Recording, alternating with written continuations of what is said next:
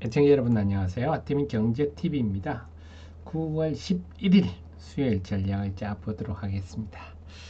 자, 네이버 카페에서 아태민 남다른 주식 투자의 길 들어오시면요. 제가 만든 모든 자료들 전부 제가 만듭니다. 자, 데일리도 있고 종목 리포트도 있는데요. 데일리를 한번 살펴보도록 하겠습니다.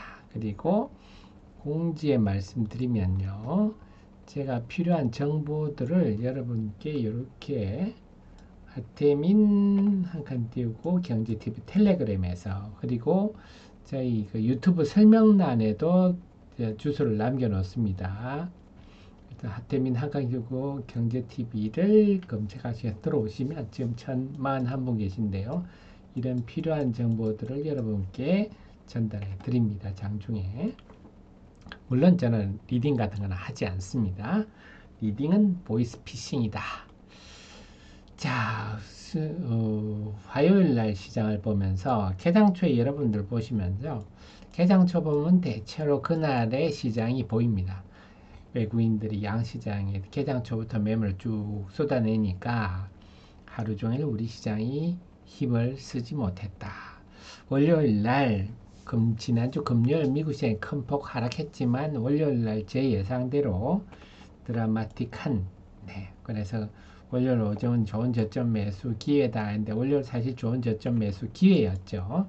그 분위기가 이어지지 못한 이유는 외국인이 이렇게 대규모로 매도를 해버리니까 6천억 이상 코스닥이 2천억 이상 매도하는데 이 물량을 어떻게 소화를 하겠습니까? 힘을 내지 못해서 양시장이 오전 한 11시까지는 힘을 좀 냈습니다. 오전 11시까지만 해도 상승 종목이 많고 이랬다가 11시 지나부터 힘에 붙이는 모습이 역력했습니다. 그래서 코스닥 같은 경우는 하락 종목이 다시 1100개가 넘는, 그래서 요즘은 뻑하면 1000개씩 넘고 9월 5일도 거의 1000개 마찬가지였으니까 참 힘겹네요. 자, 결국 외국인들이 팔면 안 된다. 우리 장이 안 된다. 외국인이 팔면 지수도 빠지고 하락 종목도 많다. 외국인이 좀 안 팔아줘야 되는데 그럼 왜 이렇게 팝니까? 모건 스탠리가 Preparing for a Peak란 리포트를 냈어요. 그래서 뭐 GMT 기준인데 어쨌거나 저쨌거나 한 8월 22일 정도로 보시면 됩니다. 그래서 8월 23일부터 우리 시장의 외국인이 매도가 본격화됐어요. 그래서 8월 23일부터 9월 10일까지 13거래일 동안 삼성전자를 3조 7천억대, 하이닉스를 1조 7천억대 팔았습니다. 그 두 개를 합친 금액이 유가증권 전체 순매도보다 더 많았다. 그러니까 유가증권 시장에 8월 23일부터 9월 10일까지 순매도 한 것이 다 삼성전자 하이닉스에 집중됐다. 이렇게 봐야 되겠습니다. 삼성전자 하이닉스를 빼면요, 오히려 2100억 정도 순매수였어요. 그래서 지금 삼성전자 하이닉스에 집중되고 있는 것을 볼 때 모건 스탠리의 리포트가 큰 역할을 했고, 지난주 후반부터는 삼성전자 하이닉스가 3분기 실적이 별로 안 좋을 거다, 어닝 쇼크가 날 거다 하는 얘기들까지 나오면서 더더욱 지금 수급이 안 좋은데요. 그러니까 삼성전자가 이게 웬일입니까? 삼성전자가 7월 11일 날 고점 찍고 쭉 빠져서 연중 최저가를 연일 경신하고 있습니다. 뭐 7만 전자가 깨지네 어쩌네 했는데 그건 벌써 옛날 얘기입니다. 지금 6만 6천 원까지 오고 있는데요. 그래서 지금도 보면 그 화요일도 삼성전자를 무려 5,900억, 하이닉스를 1,000억, 마찬가지로 두 종목에 대한 순매도가 유가증권 시장 전체 순매도보다 많을 정도로 일방적으로 매도가 나오고 있다. 그래서 이게 일단락 돼야 뭔가 시장이 좀 안정이 될 수 있는데, 화요일까지 흐름으로 봐서는 도대체 이들의 매도가 언제 끝날지는 예측하기가 힘든 상황입니다. 안타깝네요. 그래서 계속 그 수요일 날도 개장해서 유가증권 시장에 외국인 매도가 쭉 개장 초부터 쏟아진다 하면요, 삼성전자 하이닉스에 대해서 나오는구나, 이렇게 보시면 될 것 같아요. 그러니까 그렇다고 해서 시장이 맥없이 쭉 밀릴 상황은 아니다. 사실 화요일 날 외국인들이 유가증권 시장 6,700억이나 팔았으면 아주 많이 판 거거든요. 그런데 지수는 0.5포인트밖에 안 빠졌어요. 0.5%. 삼성전자 하이닉스가 코스피에 지금 시총 1, 2위 종목에 대해서 이렇게 막대한 매물이 쏟아지는데도 지수는 그렇게 빠지지 않다. 지난 9월 4일 같은 경우는 한 1조 파니까 3% 이상 빠졌는데, 나름 또 코스닥도 마찬가지예요. 코스닥 같은 경우도 지금 그 화요일 날 기간 매도가 많았어요. 그런데 한 오전 한 11시까지만 하더라도요. 상승 종목이 많았습니다. 음, 그래서 그렇게 코스닥도 외국인 매물이 많이 나오는데 버티는 이유는 자, 지금 신용잔고가 제가 계속 말씀드리지만 지금 9월 9일 기준으로 보면 특히 9월 6일과 9일 이건 언제냐 하면 9월 3일 날 매도분이 수도 결제가 9월 6일 날 되죠. 9월 3일 날, 9월 4일 날 3.8%가 폭락하니까 이날 뭐 대규모 신용 매물이 나왔고 그래서 1,500억, 9월 9일 날은 0.9% 빠졌는데 1,400억이나 나왔네요. 그러니까 이런 것들은 9월 9일 날 0.9%밖에 안 빠졌는데 이렇게 신용이 많이 줄었다. 이건 대부분 9월 4일 날 그 주가가 크게 빠지면서 발생한 담보부족 매물이 나왔다. 이렇게 봐야 되겠습니다. 그럼 9월 6일도 빠졌으니까 또 줄겠네요. 근데 코스닥에 지금 신용잔고 7조 3천억대는요, 코로나 팬데믹 이후에 가장 낮은 수준입니다.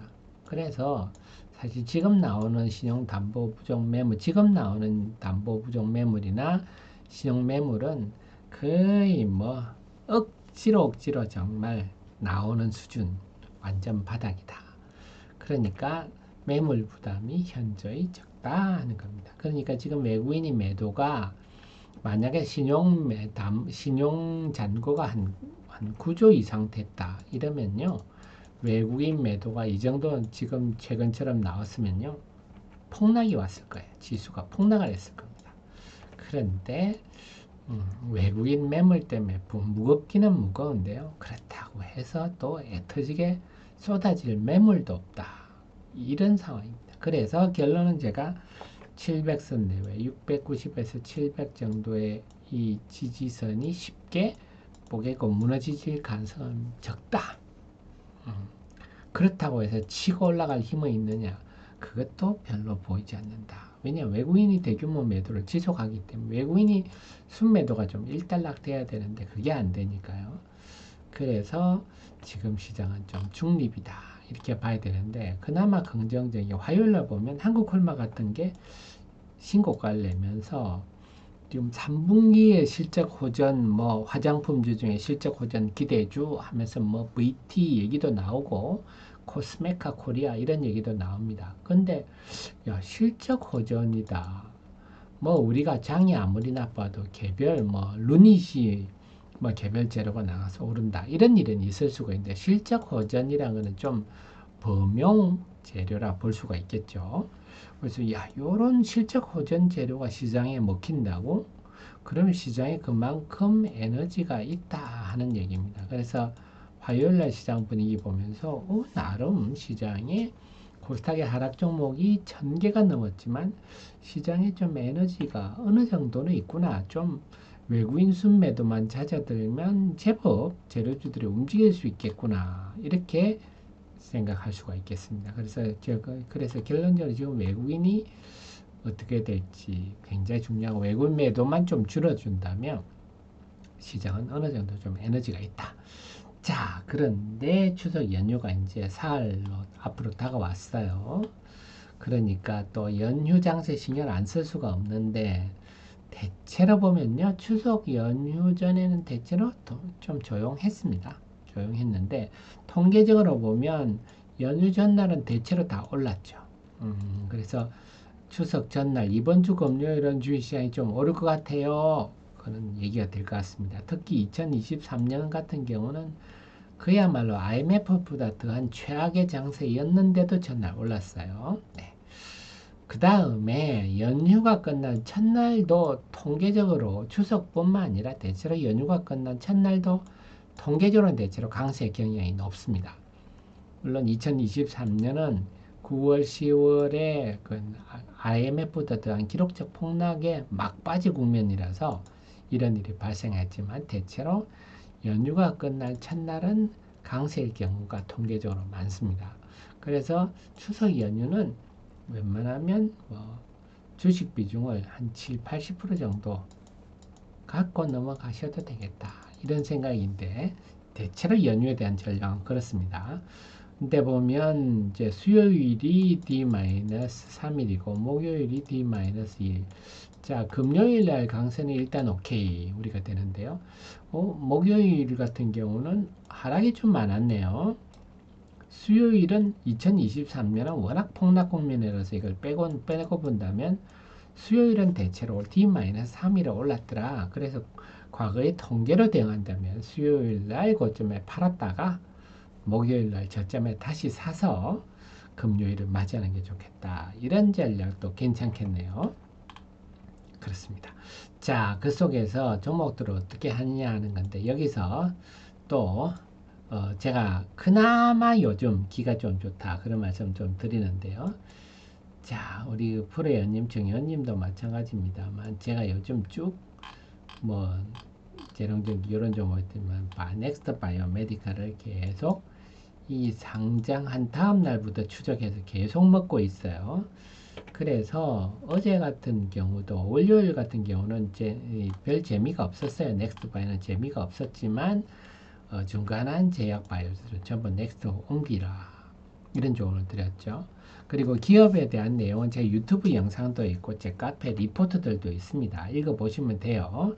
그래서 이런 조언들 그래서 넥스트 바이오가 화요일에 전체장이 나온데도 나쁜데도 넥스트 바이오 장중에는 19.5%까지 올랐었네요. 그래서 우리 프로연님, 정혜원님한테 넥스트 바이오 같은 거 일단 32,000원 이하는 무조건 좀 사십시오 하는 좋은 전략을 계속 드리고 있는데 이번 장에도 이 종목 가지고 이 8월 하순의 악장을 우리는 잘 견디고 재미를 보고 있다. 결국은 기업 내용은 제가 여러분 대신 공부해서 알려드리고 그걸 바탕으로 우리가 기업을 알고 이런 전략을 세우고 뭐 마찬가지예요. 전날도 마찬가지였는데요. 전날 같은 경우도 네, 삼양정, 유망주 삼양식품, 재룡전기 자, 요 딱 네 종목 찍어졌죠. 그래서 적극 공략하라 하면서 적극 월요일 오전 적극 공략 이게 이제 일요일 날 밤에 우리 정의원님 프로님한테 드린 정보인데 월요일 오전에 적극 공략하라. 그 종목들도 딱 찍어드렸는데 LS 일렉트릭 상대적으로 좀 들어오르고 있습니다. 이것도 오를 것 같아요. 삼양식품, 재룡전기, 넥스트볼 다 지금 세게 올랐죠. 자, 그래서 제가 그나마 지금 좀 감각이 좋기 때문에 제 감각을 이용하셔서 프로 회원 같은 거는 당연히 이용해 주시고요. 이건 뭐 학습지, 고등학생 학습지 수준의 비용이니까 규모가 좀 되신다면 저 같은 전문가들을 한 두세 명 항상 두셔야죠. 그래서 가입하기는 여기 누르고 가입하기 하면 되시고요. 저 정의는 상담하시려면 070-407-1002 상담을 하셔도 좋겠습니다. 그런데 영업시간 중에 하셔야 됩니다. 영업 끝나고 막 전화를 하고 이러시면 좀 안 되고요. 자, 그 속에서 지금은요, 역시 많이 빠진 종목들을 공략하는 게 좋습니다. 그 중에 이제 실적이 좀 좋아야 되는데, 실적까지 감안한다면 지금 상황에서는 일단 반도체 소부장은 빼겠습니다. 워낙 지금 삼성전자, 하이닉스 외군이 팔고 있기 때문에 그걸 제외한다면 역시 재룡전기가 낙폭이 여전히 크네요. 7월 16일 대비 한 49. 아이패밀리 6시가 고개를 들고 있는데 여전히 큰 편이고 LS 일렉트릭 여전히 큰 편이죠. 이런 종목들이 좀 보이고요. 그다음에 반도체 소부장은 IT나 좀 지금 빼겠습니다. 그 다음에 본다면 산일전기 이런 종목들도 41%, 화장품의 토니모리 같은 경우도 40%, 네, 고점 대비 지금 거의 두 달여 만에 다들 40% 이상씩, 일진전기도 38%네요. 그래서 이렇게 지금 화장품주 중심으로 실적 호전주에 서서히 관심이 높아지고 있기 때문에 화장품, 식품, 변압기 최근에 보면 삼양식품에 대해서 네, 제법 반응을 하는데 보니까 기관들이 삼양식품을 이렇게 산 적이 솔직히 이 급등 국면에서도 없었어요. 근데 삼양식품을 기관들이 이렇게 사는, 그래서 올라가는 그래 삼양식품 상승이 상당히 의미가 있다. 식품 이런 아니면 화장품, 변압기 이런 쪽으로 뭔가 3분기 실적 분위기가 불 가능성이 높기 때문에 그런 종목 중심으로 대응하시는 게 적절하지 않겠나 생각입니다. 정리가 되셨죠? 네. 그러면 저는 목요일 날 또 정시전망을 가지고 여러분 찾아뵙도록 하겠습니다. 늘 저의 최신의 정보를 함께 하시고요. 도움되셨으면 좋아요 누르시면 저의 또 좋은 기운이 여러분한테 전달되어서 여러분들이 빨리 손실을 회복하실 수 있지 않나 생각입니다. 고맙습니다.